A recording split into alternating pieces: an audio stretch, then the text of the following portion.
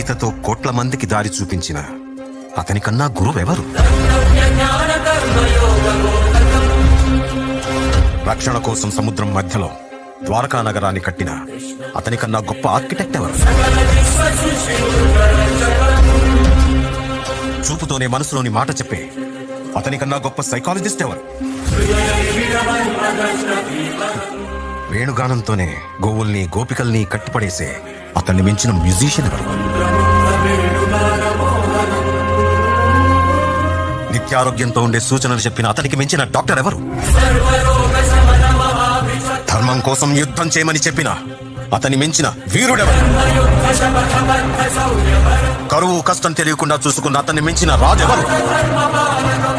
హోమయాగాలతో వర్షం తెప్పించిన అతనికన్నా ప్రకృతిని అర్థం చేసుకున్న క్లైమటాలజిస్ట్ ఎవరు? అన్కంట్రోలబుల్ ఆర్పిఎం తో తిరిగే సుదర్శన చక్రాన్ని